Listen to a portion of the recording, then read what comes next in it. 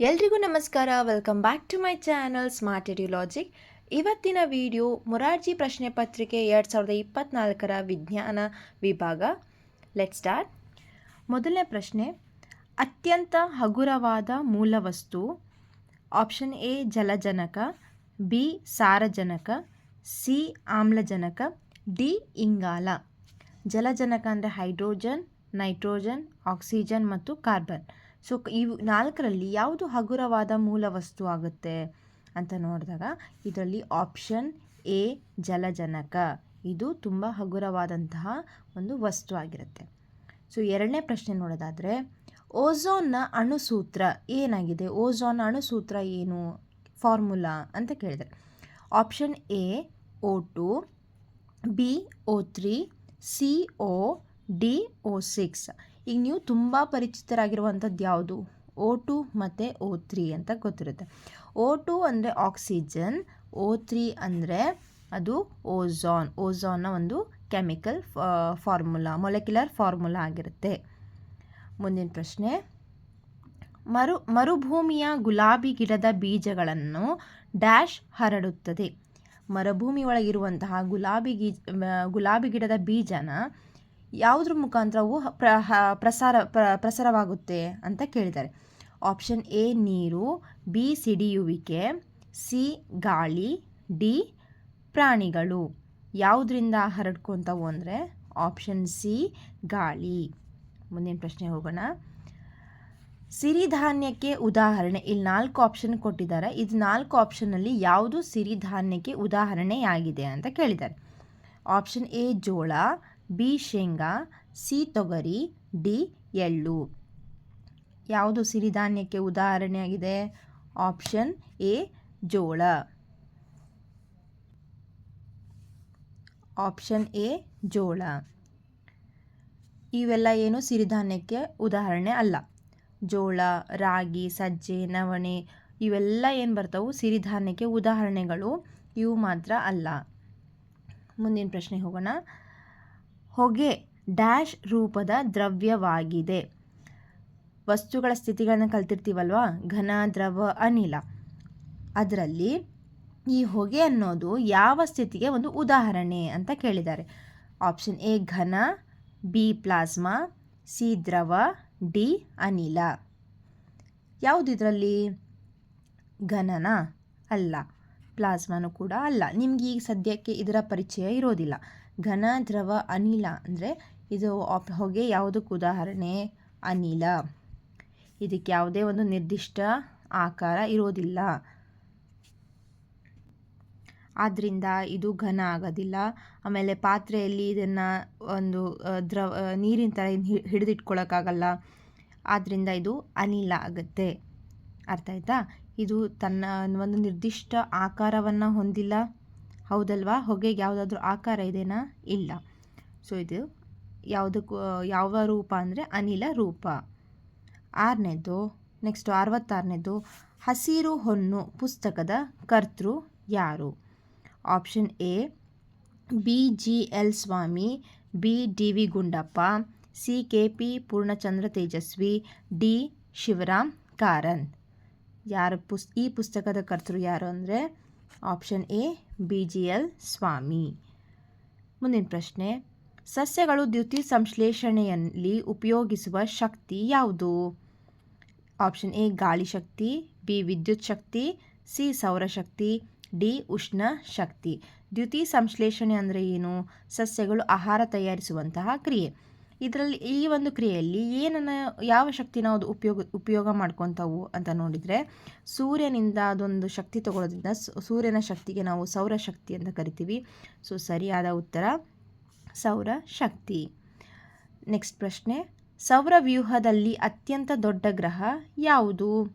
Option A ಬುಧ ಗ್ರಹ, B ಶುಕ್ರ ಗ್ರಹ, C ಮಂಗಳ ಗ್ರಹ, ಡಿ ಗುರುಗ್ರಹ. ಯಾವುದು ಅತ್ಯಂತ ದೊಡ್ಡ ಗ್ರಹ ಅಂತ ನೋಡಿದರೆ ಆಪ್ಷನ್ ಡಿ ಗುರು ಗ್ರಹ. ನೆಕ್ಸ್ಟ್ ಪ್ರಶ್ನೆ, ಹಸುವಿನ ಸರಾಸರಿ ಜೀವಿತಾವಧಿ ಲೈಫ್ ಸ್ಪ್ಯಾನ್ ಎಷ್ಟದರದು?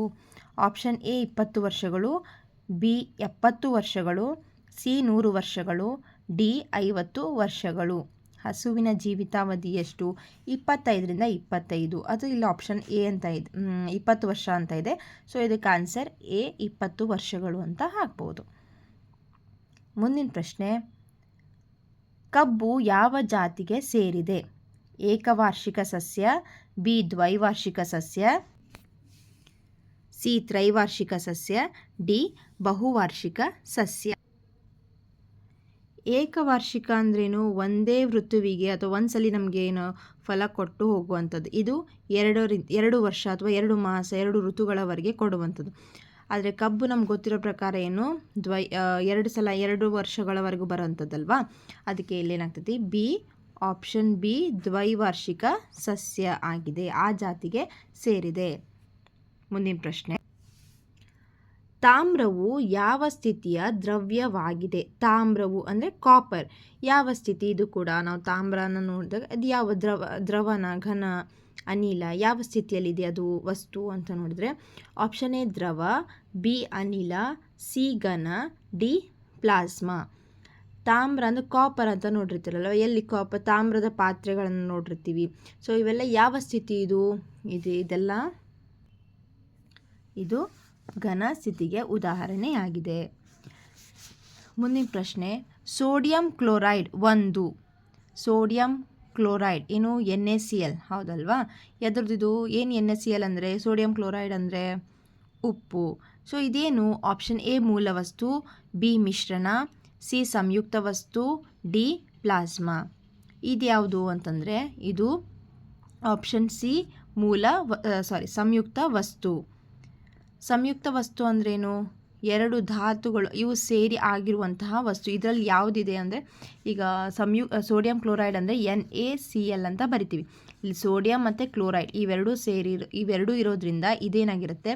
ಸಂಯುಕ್ತ ವಸ್ತು ಆಗಿದೆ. ಇಲ್ಲಿ 2ರಿಂದ 3 ಧಾತುಗಳು ಸೇರಿ ಆಗುವಂಥದ್ದು ಸಂಯುಕ್ತ ವಸ್ತು ಅಲ್ವಾ. ಮಿಶ್ರಣ ಅಂದರೆ ಏನು? 2ರಿಂದ 3 ಸಂಯುಕ್ತ ವಸ್ತುಗಳು ಸೇರಿ ಆಗೋದು ಮಿಶ್ರಣ. ಆದ್ದರಿಂದ ಇಲ್ಲಿ ಬರೀ ಧಾತುಗಳಿರೋದ್ರಿಂದ ಇದು ಸಂಯುಕ್ತ ವಸ್ತು ಆಗಿದೆ. ಮುಂದಿನ ಪ್ರಶ್ನೆ, ಸಿ ಜೀವಸತ್ವ ಕೊರತೆಯಿಂದ ಬರುವ ರೋಗ. ವಿಟಮಿನ್ ಸಿ ಕೊರತೆಯಿಂದ ಯಾವ ರೋಗ ಬರುತ್ತೆ? Option A scurvy, B rickets, C ರಾತ್ರಿ ಕುರುಡು, ಡಿ ಬೆರಿಬೆರಿ. ಇದನ್ನು ನೋಡಿದಾಗ ಸ್ಕರ್ವಿ ಯಾವುದು ಅಂತ ನೋಡಿ, ವಿಟಮಿನ್ ಕೊರತೆಗಳಿಂದ ಬರುವಂತಹ ರೋಗಗಳನ್ನು ನೆನ್ಪಿಟ್ಕೊಳ್ಳಿ. ಇದಕ್ಕೆ ಉತ್ತರ ಏನು ಅಂದರೆ ಆಪ್ಷನ್ ಎ ಸ್ಕರ್ವಿ. ರಿಕೆಟ್ಸ್ ಯಾವುದರಿಂದ ಬರುತ್ತೆ? ವಿಟಮಿನ್ ಡಿ ಕೊರತೆಯಿಂದ. ರಾತ್ರಿ ಕುರುಡು ವಿಟಮಿನ್ ಎ ಕೊರತೆಯಿಂದ. ಬೆರಿಬೆರಿ ವಿಟಮಿನ್ ಬಿ ಕೊರತೆಯಿಂದ. ಸೊ ಇದಕ್ಕೆ ಆನ್ಸರ್ ಏನು? ವಿಟಮಿನ್ ಸಿ ಕೊರತೆಯಿಂದ ಬರುವಂತಹ ರೋಗ ಸ್ಕರ್ವಿ ಆಗಿರುತ್ತೆ. ಮುಂದಿನ ಪ್ರಶ್ನೆ, ಒಂದು ಬೀಜದ ಹೊರಭಾಗಕ್ಕೆ ನಾವೇನಂತ ಕರಿತೀವಿ? ಅದು ಏನಾಗಿರುತ್ತೆ? ಆಪ್ಷನ್ ಎ ಬೀಜ ಎಲೆ, ಆಪ್ಷನ್ ಬಿ ಬೀಜ ಕವಚ, ಸಿ ಬೀಜ ಬಿತ್ತನೆ, ಡಿ ಚಿಗುರು. ಸೊ ಏನು ಇದರ ಆನ್ಸರ್ ಅಂತಂದ್ರೆ ಹೊರಭಾಗಕ್ಕೆ ನಾವೇನಂತ ಕರಿತೀವಿ ಅಂದರೆ ಬೀಜ ಕವಚ. ಮುಂದಿನ ಪ್ರಶ್ನೆಗೆ ಹೋಗೋಣ. ಭೂಮಿಯು ಸೌರವ್ಯೂಹದಲ್ಲಿ ಎಷ್ಟನೇ ಅತಿ ದೊಡ್ಡ ಗ್ರಹವಾಗಿದೆ? ಆಪ್ಷನ್ ಎ 5ನೇ ದೊಡ್ಡ ಗ್ರಹ, ಬಿ 6ನೇ, ಸಿ 3ನೇ, ಡಿ 4ನೇ. ಮೊದಲನೇ ದೊಡ್ಡ ಗ್ರಹ ಯಾವುದು? ಅತ್ಯಂತ ದೊಡ್ಡ ಗ್ರಹ ಅಂತ ಹಿಂದಿನ ಪ್ರಶ್ನೆದಲ್ಲಿ ನೋಡಿದಾಗ ಗುರು ಗ್ರಹ ಆಗಿತ್ತು. ಅದೇ ಥರ ಇದು ಭೂಮಿ ಎಷ್ಟನೇ ದೊಡ್ಡ ಗ್ರಹ ಅಂತ ನೋಡಿದಾಗ ಇದರ ಆನ್ಸರ್ ಆಪ್ಷನ್ ಎ 5ನೇ ದೊಡ್ಡ ಗ್ರಹ ಆಗಿದೆ. ಮುಂದಿನ ಪ್ರಶ್ನೆ, ಮಾನವ ದೇಹದಲ್ಲಿರುವ ಮೂಳೆಗಳ ಸಂಖ್ಯೆ ಎಷ್ಟು? Option A 301, B 206, C 109, D 508. ನಮ್ಮ ದೇಹದಲ್ಲಿ ಎಷ್ಟು ಮೂಳೆಗಳಿರ್ತಾವಂದರೆ ಆಪ್ಷನ್ ಬಿ 206. ಮುಂದಿನ ಪ್ರಶ್ನೆ, ರಿಕೆಟ್ಸ್ ರೋಗವು ಯಾವ ವಿಟಮಿನ್ನ ಕೊರತೆಯಿಂದ ಉಂಟಾಗುತ್ತದೆ? ಆಗಲೇ ಹೇಳಿದಾಗೆ ನೆನಪು ಮಾಡ್ಕೊಳ್ಳಿ ಇನ್ನೊಮ್ಮೆ. ಆಪ್ಷನ್ ಎ ವಿಟಮಿನ್ ಸಿ ಕೊರತೆ, ಬಿ ವಿಟಮಿನ್ ಡಿ ಕೊರತೆ, ಸಿ ವಿಟಮಿನ್ ಎ ಕೊರತೆ, ಡಿ ವಿಟಮಿನ್ ಬಿ ಕೊರತೆ. ಸೊ ಆಗಲೇ ಹೇಳಿದಾಗೆ ನೋಡಿದ್ವಲ್ಲ ಯಾವ ಕೊರತೆಯಿಂದ ಬರುತ್ತೆ? ವಿಟಮಿನ್ ಸಿ ಇದಕ್ಕೆ ಬಂದಿತ್ತು ಆಗಲೇ ಕ್ವಶನ್ನು, ಅದಕ್ಕೆ ಉತ್ತರ ಸ್ಕರ್ವಿ ಆಗಿತ್ತು. ಈಗ ಯಾವುದು ಆನ್ಸರ್? ವಿಟಮಿನ್ ಡಿ ಕೊರತೆಯಿಂದ ರಿಕೆಟ್ಸ್ ಬರುತ್ತೆ. ಹಾಗಾದರೆ ವಿಟಮಿನ್ ಎ ಕೊರತೆಯಿಂದ ಯಾವುದು? ರಾತ್ರಿ ಕುರುಡು. ಬಿಯಿಂದ ಬೆರಿ ಬೆರಿ. ಮುಂದಿನ ಪ್ರಶ್ನೆ, ಅತ್ಯಂತ ದೊಡ್ಡ ಹೂವು ಯಾವುದು? ಆಪ್ಷನ್ ಎ ಕಮಲ, B lantana, C rafflesia, D wolffia. ಉತ್ತರ ಆಪ್ಷನ್ ಸಿ ರೆಫ್ಲೇಷಿಯಾ. ವಾಯುವಿನಲ್ಲಿ ಅತ್ಯಂತ ಹೆಚ್ಚಾಗಿರುವ ಅನಿಲ.